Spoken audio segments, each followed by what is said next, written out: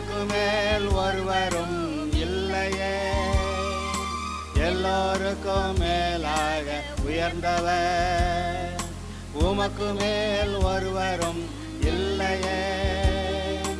அல்லேலூயா அல்லேலூயா அல்லேலூயா ஆமென்.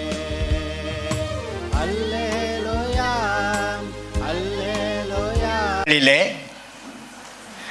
இயேசு பாடுபட்டதை நினைத்து அவர் பட்ட பாடுகளுக்காக வருத்தப்பட்டு இருக்கிறவர்கள் எவ்வளவோ பேர். பாவங்க அவர் அவ்வளவு பாடுபட்டாருங்க. பாடுகளை நினைக்கிறதுக்காக தான் இந்த லெந்து நாட்களை தெரிந்து கொண்டார்கள். ஆனால் பாடுகள் மட்டுமல்ல, பாடுகள் மட்டும் பட்டுட்டு இப்போ என்ன பண்ணுறாங்க, நிறைய பேர் ரொம்ப கஷ்டப்பட்டார். இந்த 40 நாட்களில் நான் எனக்குன்னு நான் மட்டன் சாப்பிடாம, சிக்கன் சாப்பிடாம, அல்லது தலைக்கு பூ வைக்காமல், சில அலங்காரங்கள்லாம் நான் பண்ணுறதெல்லாம் பண்ணாமல், எனக்கு ரொம்ப பிடிச்ச இதுக்கெல்லாம் நான் செலவு பண்ணாமல் அந்த செலவு பண்ணுற காசெல்லாம் எடுத்து கர்த்தருக்கு காணிக்கையா வைக்கிறேன்னு உண்டியல் போட்டு, இந்த உண்டியல் யாரும் போடுறீங்களோ? இல்லை, ஓகே. அப்படி உண்டியலை போட்டுட்டு அதோட துக்கப்பட்டு முடிச்சுட்டு போகிறவங்க நிறைய பேர். ஆனால் எதற்காக இவ்வளவு பாடுகளை பட்டார்? நாம் மரித்து நரகம் போகாமல் ரட்சிக்கப்பட்டவர்களாய் தேவனோடு கூட பரலோகத்துக்கு போகிறவர்களாய் இருக்க வேண்டும் என்று நம்பர் 1. 2வது, இந்த பூமியிலேயே பாவங்களும் சாபங்களும் இல்லாமல் தேவனுடைய நீதியை பெற்றவர்களாய், ஒருவேளை இயேசு கிறிஸ்து இப்பொழுது பூமியில் இருந்தால் அவர் எப்படியெல்லாம் கிரியை செய்தாரோ, அவர் எப்படி சுகமாக்கினார், பிசாசுகளை துரத்தி மக்களை விடுதலையாக்கினார், பிரசங்கித்தார், போதித்தார், அதுபோல நாமும் அந்த கிரியைகளை செய்ய வாய்ப்பு கொடுத்திருக்கிறாரே. எதனால்? அவர் அங்கே சிலுவையில் பட்ட பாடு, வேதனைப்பட்டது, ரத்தம் சிந்தியது, ஜீவன் கொடுத்து அடக்கம் பண்ணப்பட்டு சரீரம் இங்கே அடக்கம் பண்ணப்பட்டது. அவருடைய ஆத்மா பாதாளத்துக்கு போயிட்டு பரதீசில் கொஞ்ச நேரம், அங்கே பாதாளத்தில் அந்த தூதர்கள், ஆமாம், அடங்க மாட்டேன் என்ற தூதர்கள், கர்த்தருடைய வார்த்தையை மீறி மீறி போனவர்கள், அவர்களிடத்துல போய், ஏண்டா நான் சிலுவைக்கு போயிடக்கூடாதுங்கிறதுக்காக எவ்வளவு தூரம் நீங்கள் போராடுனீங்க, இந்த வந்துட்டேன் பார்த்தியா, சிலுவைக்கும் போயிட்டேன், அதையும் தாண்டி வந்துட்டேன் பார்த்தியா அப்படின்னு சொல்லி அங்கே போய் அந்த தூதர்கள்ட்ட அறிவித்தது. அப்புறம் அந்த ஐஸ்வர்யவான்கிட்ட போய், அவன் இருக்கிற பாதாளம் உண்மையிலே நரகம், அந்த ஐஸ்வர்யவான்கிட்ட போய் அங்கே நின்று அந்த கதையை அவர் தான் சொல்கிறாரு. அங்கே அவன்கிட்ட இருந்து எத்தனை நாள்? மொத்தம் 3 நாள். பிறகு கர்த்தர் பிதா பார்த்தாராம், என்னுடைய நேசகுமாரன் இவர் என்னுடைய விருப்பத்தின்படி இந்த உலகத்தார் எல்லாருடைய பாவங்களையும் தன்மேல் ஏற்றுக்கொண்டு ஆதாமின் சந்ததியாய் பிறந்த எல்லாரும் ரட்சிக்கப்படுவதற்கு ஏதுவாக பாவங்களுக்கு பரிகாரம் செய்ய என்னுடைய விருப்பத்தின்படி சிலுவைக்கு போய் உலகத்தாருடைய பாவத்தை ஏற்றுக்கொண்டு அதற்கான தண்டனை அனுபவித்தாரே ஒழிய அவர் ஒரு பாவமும் செய்யவில்லை. ஆதலால் நான் அவரை இதற்கு மேல், இந்த 3 நாளைக்கு மேல் அவரை நரகத்தில் இருக்க விட போகிறதில்லை என்று சொல்லி அவர் இயேசுவை உயிரோட எழுப்பினார். அதுதான் ஈஸ்டர் டே, உயிர்த்தெழுந்த ஞாயிறு என்று நாம் கொண்டாடுகிறோம். இப்போ இந்த இயேசு பாடுபட்டார்னு அவருக்காக கண்ணீர் விட்டுக்கிட்டு, அதை தான் கர்த்தர் சொன்னார். இவர் சிலுவையை தூக்கிட்டு போகிறப்ப அங்கே எருசலேம் ஜனங்கள் அழுதாங்களாம். அப்போ அவர் என்ன சொன்னாராம், எனக்காக அழாமல் உங்களுக்காக, உங்கள் பிள்ளைகளுக்காக அழுங்கன்னு சொல்லிட்டு இன்னொன்று வேற சொல்கிறார். நான் எத்தனையோ தரம் உங்களை கூட்டி சேர்த்து கொள்ள மனதாக இருந்தேன். எப்படி கோழி தன் குஞ்சுகளை கூட்டி சேர்த்து கொள்ள இருந்தது போல் நான் உங்களை எத்தனையோ தரம்னா 1 2 3 நிறைய தடவை ஒரு மனிதனுடைய வாழ்க்கையில் நிறைய தடவை குறுக்க வர்றாராம், நீ ரட்சிக்கப்படு அப்படின்னு சொல்லி எத்தனையோ தடவை நான் உங்களை கூட்டி சேர்த்து கொள்ள மனதாக இருந்தேன். என்ன சொன்னாருங்க உங்களுக்கோ? இவர் நல்லவர்னு தெரியுது, இவர் பாடுபடுறாருன்னு தெரியுது, அழுக தெரியுது, ஐயோ மார்பிள் அடிச்சுக்கிற தெரியுது, ஆனால் ரட்சிக்கப்பட்ட பாடு இல்லையே. உங்களுக்காக உங்கள் பிள்ளைகளுக்காக அழுங்கன்னு அவர் சொல்கிற அளவுக்கு என்னமோ அங்கே ஆயிடுச்சே. அது ஒன்றும் நல்லா இல்லையே. எல்லாரோட இருதயத்தையும் ஒரு இடிக்கத்தானே செய்கிறாரு. நான் நல்லா அமைதியாக சொல்லி பார்த்தேன், அப்போல்லாம் உங்களுக்கு கேட்கலடா, இந்த அப்போ ஒரு இடிக்கிறேன்னு சொல்லி அப்படி கூட சொல்கிறாரு. கோழி தன் குஞ்சுகளை கூட்டி சேர்த்து கொள்ளுவன்னுமா எத்தனையோ தடவை நான் உன் பிள்ளைகளை கூட்டி சேர்த்து கொள்ள மனதாக இருந்தேன், உங்களுக்கும் மனதில்லாமல் போய்விட்டது.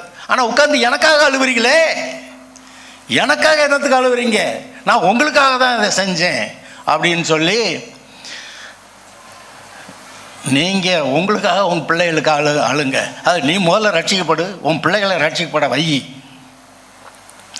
நீ ரட்சிக்கப்படு, உன் பிள்ளைகளை ரட்சிக்கப்பட வை.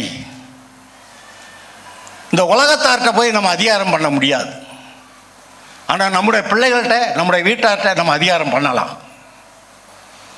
ஒழுங்கா பைபிள் வாசிக்கலையா, ஜெபம் பண்ணலையா, இன்னைக்கு சாப்பாடு கிடையாது உனக்கு, போ. பாவங்க பிள்ளை, இன்னைக்கு நான் அது ஒன்றும் படிக்கலைனாலும் சரி பரவாயில்ல, நல்லா இருக்கணும்ல, கோழி எடுத்து போடுறேன். கர்த்தர் உடனே தான் அடிப்பார். அது எதற்கு முதலிடம் கொடுக்க வேண்டுமோ அதற்கு முதலிடம் கொடுக்க வேண்டும். நம்முடைய வாழ்க்கையில் எல்லா காரியங்களிலும் கர்த்தருக்கு முதலிடம் கொடுக்குறோமா?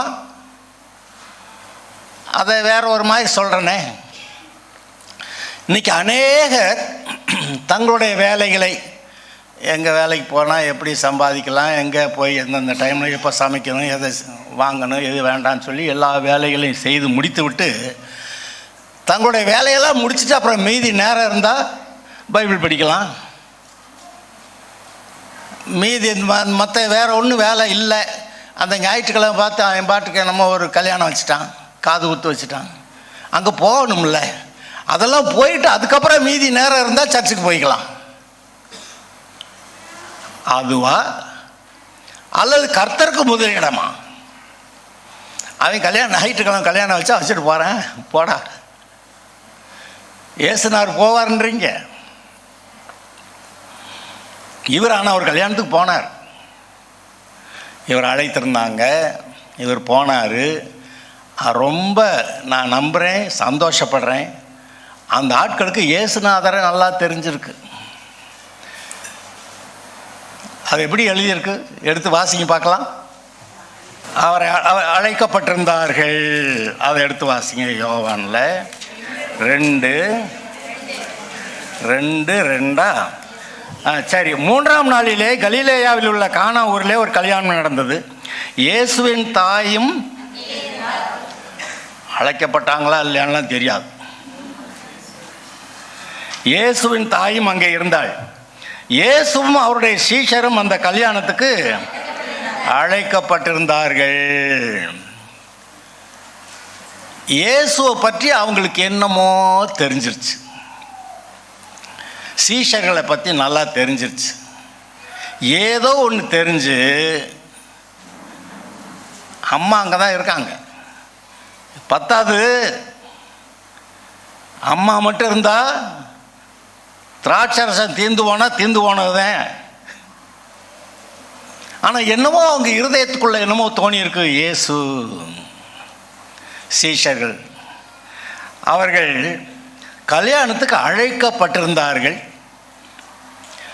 அழைக்கப்பட்டிருந்ததுனால அங்கே குறைவு உண்டாச்சே, அந்த குறைவையெல்லாம் நீக்கி அந்த நல்ல திராட்சை ரசத்தை கடைசி வரைக்கும், ஐயா இவ்வளோ வச்சுருந்துருப்ப நீ அப்படி கேட்குற அளவுக்கு நல்ல திராட்சை ரசத்தை தண்ணீரிலிருந்து உண்டாக்கி கொடுத்தாரு.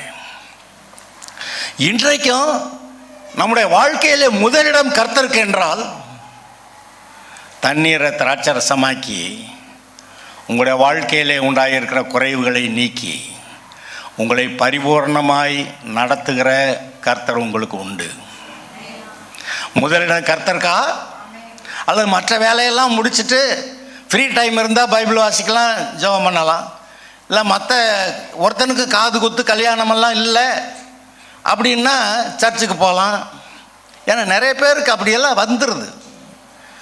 இன்றைக்கி இங்கே ஞாயிற்றுக்கெல்லாம் பார்த்து கல்யாணம் வச்சுருக்கான், அங்கே போய் ஆகணுமே, அவனுக்கு போய் ஆகணுமா? இங்கே வேற ஒரு இடத்துக்கு அப்புறம் போக முடியாதே. கல்யாணத்தையே பார்த்து போய்கிட்டு இருந்தா பரலோகம் போகிறது எப்படி? சாய்ஸ். யாருக்கு முதலிடம்? அதான் ஒரு ஆள், எனக்கு தெரிஞ்ச ஒரு ஆள் சொன்னார்.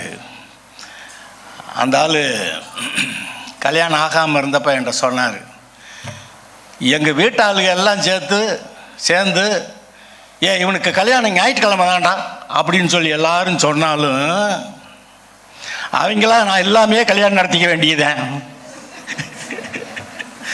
நான் சர்ச்சுக்கு போயிடுவேன். அந்த ஆள் சொன்னார். அந்த ஆள் நேரடியாக சொன்னார் என்கிட்ட.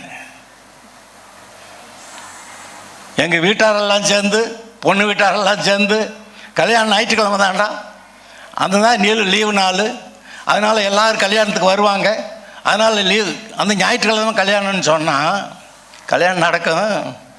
ஆனால் நான் இருக்க மாட்டேன், நான் சர்ச்சுக்கு போயிடுவேன். எதுக்கு முக்கியத்துவம் கொடுக்குறோம்? நீங்கள் கர்த்தருக்கு முக்கியத்துவம் கொடுத்தீங்கன்னா மீதி எதுவுமே அதை விட பெருசாக தெரியாது. கர்த்தர் மட்டுமே ஆசீர்வதிக்கிறவர். நன்மையான எந்த ஈவும் பூரணமான எந்த வரமும் பரத்திலிருந்து ஜோதிகளின் பிதாவிடத்திலிருந்து வருகிறதா இருக்கிறது. அவரை நோக்கி பார்த்து, யார? பாஸ்டர் இல்லைங்க,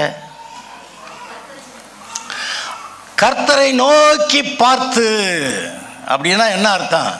வேற இங்கங்கே இழுத்துக்கிட்டு போகிறேன், நம்மளை இங்கிட்டு கூப்பிடுறாங்க, அங்கே கூப்பிடுறாங்க, அளவடியா நான் அவரை பார்க்குறேன், என் பிரச்சனை தீர அவரை பார்க்குறேன், என்னோட வாழ்க்கையில் ஆசீர்வாதம் வருவதற்கு அவரை பார்க்கிறேன், அவரை நம்புகிறேன், அவரே என்னுடைய நம்பிக்கை. கர்த்தர் மேலே கண்ணை வச்சா அவர் என்ன பண்ணுறாரா? ஏற்கனவே அவர் நம் மீது கண்களை வைத்து ஆலோசனை சொல்லி நாம் நடக்க வேண்டிய வழியை நமக்கு காட்டுகிறவர். அவர் மேலே கண்ணை வச்சா அவர் சொல்கிறதெல்லாம் நமக்கு விளங்கிறார். அவர் நம் மீது அவருடைய கண்களை வைத்திருக்கிறார். நீதிமான்கள் மேல் கர்த்தருடைய கண்கள் நோக்கமாக இருக்கிறது. உங்கள் மேலே தான், நீதிமான்களாகிய உங்கள் மேல் கர்த்தருடைய கண்கள் நோக்கமாக இருக்கிறது. உங்களை செவ்வையான பாதையில் நடத்துவதற்கு.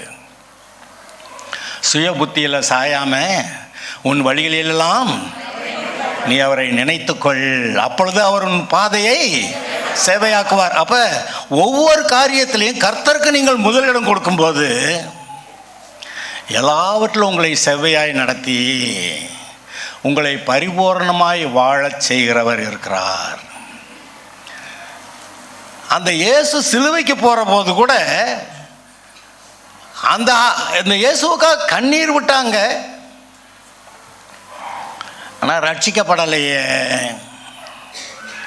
அது ஒன்றும் நல்லா இல்லையே. வாழ்நாளெல்லாம் இவரை பற்றி கேட்டுட்டு இவர் என்ன செய்தார்னு தெரிஞ்சுட்டு அப்புறமும் ரட்சிக்கப்படாமல் இருக்கிறவங்களை பற்றி நம்ம என்ன தான் சொல்கிறது?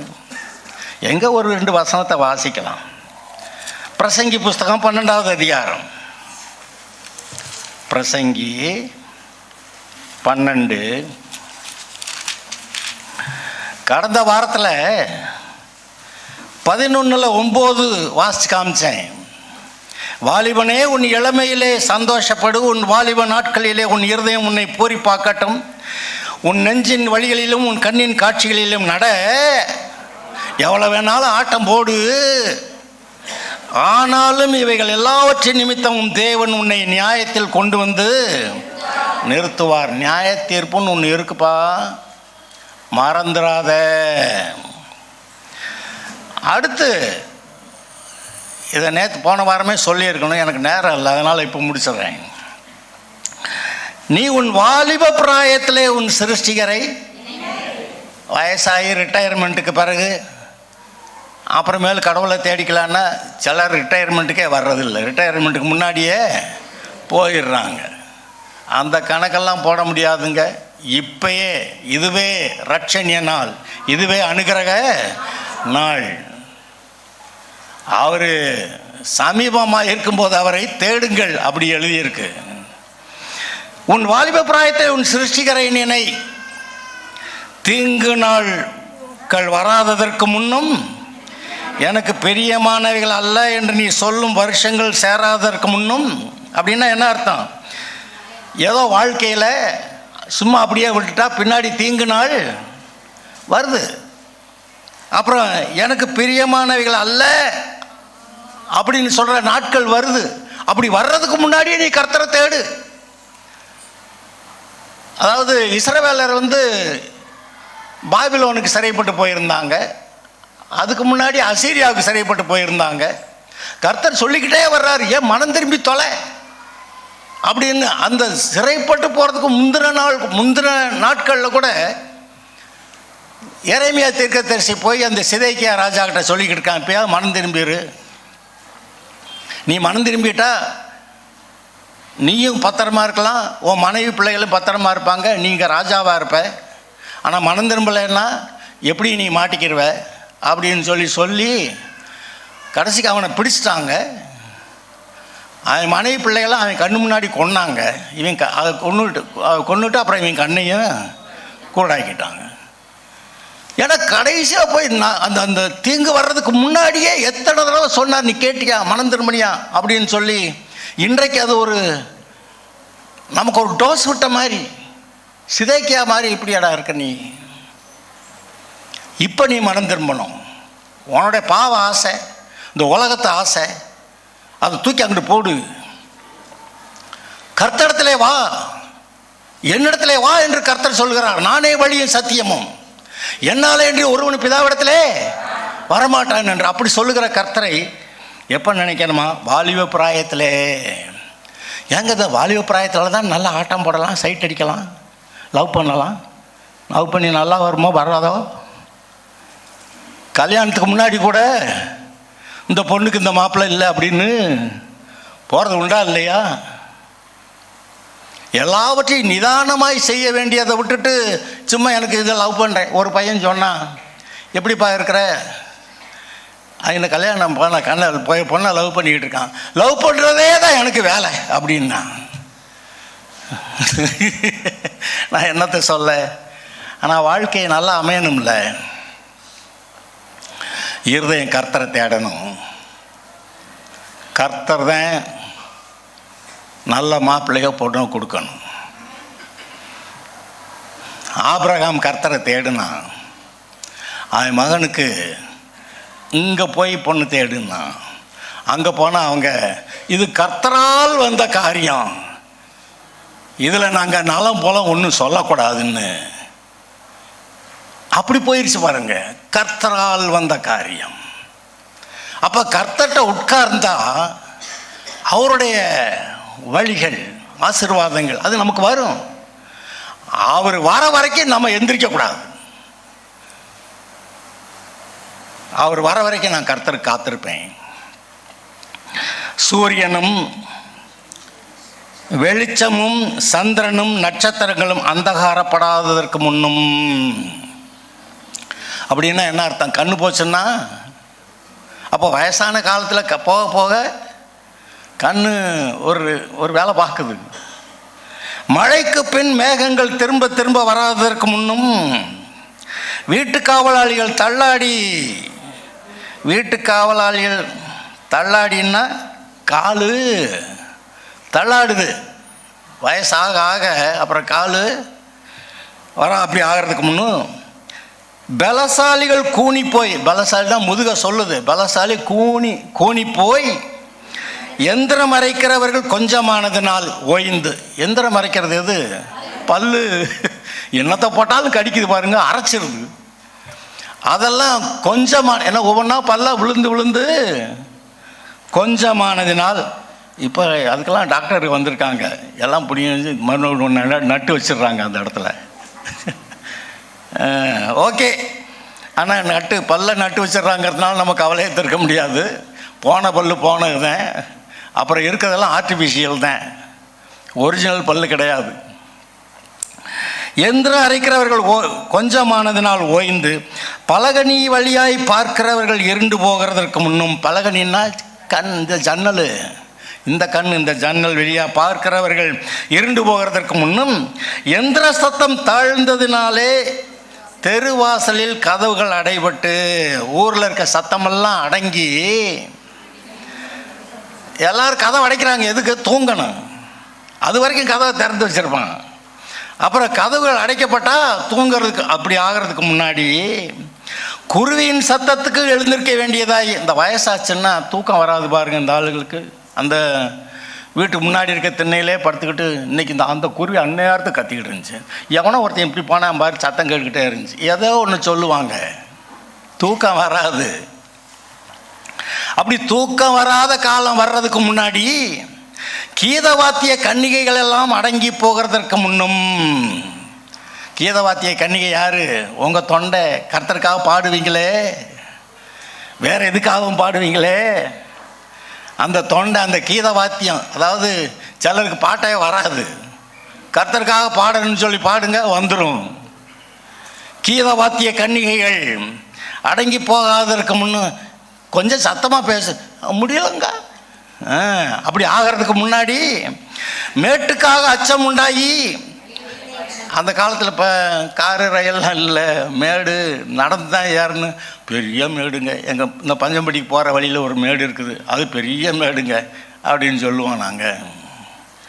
மேட்டுக்காக அச்சம் உண்டாகி வழியிலே பயங்கள் தோன்றி, போகிற வழியிலே அவனு பிடுங்கிடுவானோ, அடித்து பிடுங்கிடுவானோ, பயங்கள் தோன்றி வாதுமை மரம் பூ பூத்து, என்னது நரைச்சி போய் பூ பூத்தா, வாதுமை மரம் பூ பூத்தா வெள்ளையாக இருக்கும். வாதுமை மரம் பூ பூத்து வெட்டுக்கிளியும் பாரமாகி, பேனா போட்டு கடிக்குதுங்க, அதுவும் பாரமாகி பசி தீவனை அற்று போகிறதுக்கு முன்னும் கொஞ்ச நாள் கழிச்சு பார்த்தா பசியே எடுக்காது. சிலர் சொல்லுவாங்க காலையில் ஒரு டம்ளர் பால், அவ்வளோதான். அப்புறம் ஏதோ ஒரு நேரத்தில் ஒரு இட்லி, அவ்வளவுதான். அப்படி பசி தீவனம், பசி அற்று போகிறதற்கு முன்னும் மனுஷன் தன் நித்திய வீட்டுக்கு போகிறதுனாலே, இந்த வீடு வேற, ஆனால் நித்திய வீடு நல்ல வீடாக இருக்க கிடவுது, அது பரலோகத்தில் இருக்க வீடாக இருக்க கிடவுது. நரகத்தில் வீடெல்லாம் இல்லை, அங்கே எங்கேயோ மொத்தமாக போட்டு உருட்டி விட்டுருப்பாங்கன்னு நினைக்கிறேன்.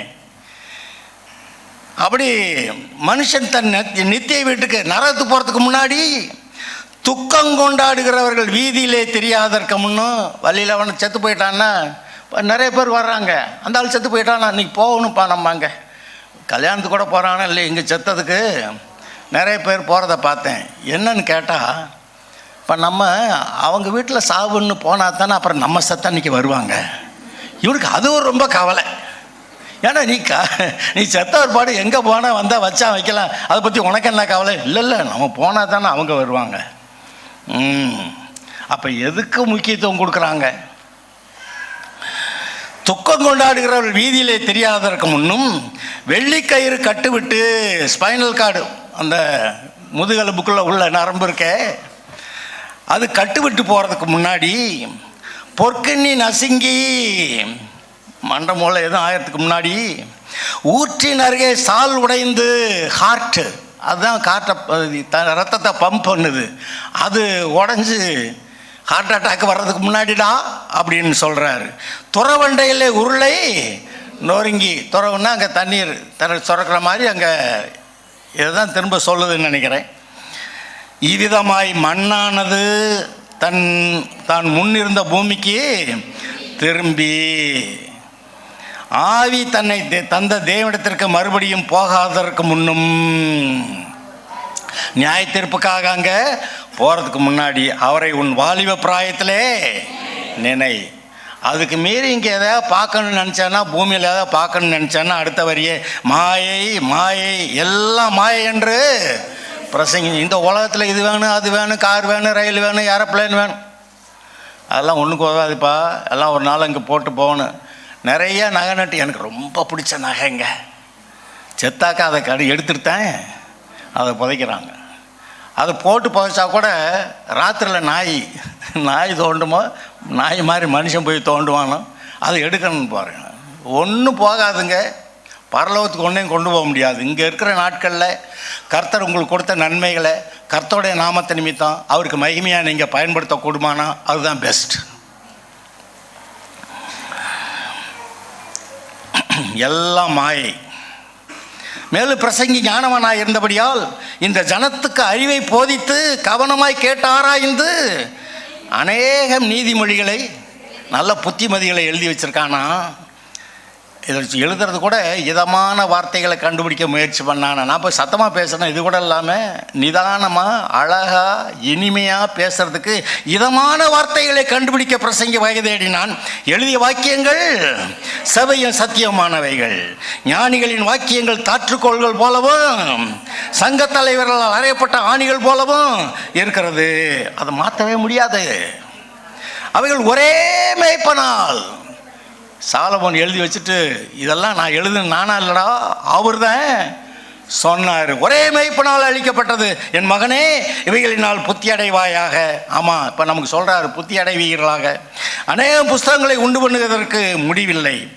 அதிக படிப்பு உடலுக்கு. காரியத்தின் கடைத்தொகையை கேட்போமாக. தேவனுக்கு பயந்து கற்பனைகளை கைக்கொள். எல்லா மனுஷர் மேலும் விழுந்த கடமை, நீ விரும்பினாலும் விரும்பாட்டியும் நம்பினாலும் நம்பாவட்டியும் உன் கடமை ஒழுங்கா செய். ஒவ்வொரு கிரியையும் அந்தரங்கமான ஒவ்வொரு காரியத்தையும் நன்மையானாலும் தீமையானாலும் தேவன் நியாயத்திலே கொண்டு வர. இந்த பூமியில் நியாயம் கிடைக்கலங்க, ஆனால் அவர் நியாயத்தில் கொண்டு வருவார். இந்த பூமியில் எனக்கு நியாயம் கிடைக்கலையே, கவலைப்படாதீங்க. இந்த கோர்ட்டெல்லாம் உங்களை ஏமாற்றலாம். அங்கே ஒரு கோர்ட் இருக்குது, ஒருத்தனும் ஒரு மயிர் விஷயத்தில் கூட ஏமாற்ற முடியாது. அல்லேலூயா. உங்களுக்கு நியாயம் செய்கிற கர்த்தர் இருக்கிறார். இந்த பூமியிலே உங்களை ஆசீர்வதிக்கிற கர்த்தர் இருக்கிறார். இயேசு சிலுவையிலே பாடுபட்டதினாலே அந்த பாடுகளுக்கு உண்டான பலன் இன்றைக்கும் கூட உங்களுடைய வாழ்க்கையிலே பூமியிலே வருகிறது. சமாதானம் வருகிறது, சந்தோஷம் வருகிறது, அவருடைய மகிமை நம்மேல் வருகிறது, அவருடைய பரிசுத்தம் நம்மேல் வருகிறது, அவருடைய நீதி நமக்குள்ளே வந்திருக்கிறது, நமக்கு தெளிந்த புத்தி வருகிறது. எப்படி வாழ்ந்தால் கர்த்தருக்கு பிரியம், எப்படி வாழ்ந்தால் அது நமக்கு நல்லது, எப்படி வாழ்ந்தால் நம்முடைய குடும்பத்துக்கு நல்லது, எப்படி வாழ்ந்தால் நாம் பரவும் போகும்போது அங்கே அவர் நமக்கு அங்கே ஒரு பெரிய ஏதோ ஒரு கிஃப்ட் கொடுக்குறாரு. அவனவனுடைய கிரியைகளுக்கு தக்கதாக நான் அவனவனுக்கு அளிக்கும் பலன் என்னோடு கூட வருகிறது. இங்கேயும் கொடுக்குறாரு, அங்கேயும் போகும்போது நமக்கு கிடைக்கணும். அதனால தான் பூமியில் பொக்கிஷத்தை சேர்த்து வைக்க வேண்டாம். இங்கே பூச்சியும் துருவும் அரிச்சலும் திருட வேற தின்னு கண்ணமிட்டு தேடிடுவான். சேர்த்து வைக்கிறது அங்கே சேர்த்து வைக்கின்றார். கொண்டு போக தான் முடியாது, ஆனால் இப்போவே அனுப்பி வைக்கலாம்.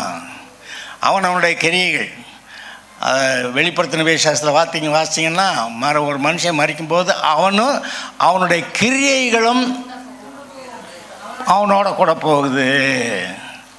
உங்களுடைய கிரியைகள் தேவனுக்கு ஏற்றவைகளாக இருக்க கடவுது. நீங்களும் உங்களுடைய கிரியைகளும் சேர்ந்து நீங்கள் கர்த்தர் முன்னாடி போய் நிற்க போகிறீங்க. அல்லேலூயா. யோசிப்போமாக, நம்முடைய தீர்மானங்கள் சரியாக இருக்கட்டும், கர்த்தருக்கு முதலிடம் கொடுப்போமாக. கர்த்தர் உங்களை நடத்துவார். அல்லேலூயா. ஜெபம் பண்ணலாம்.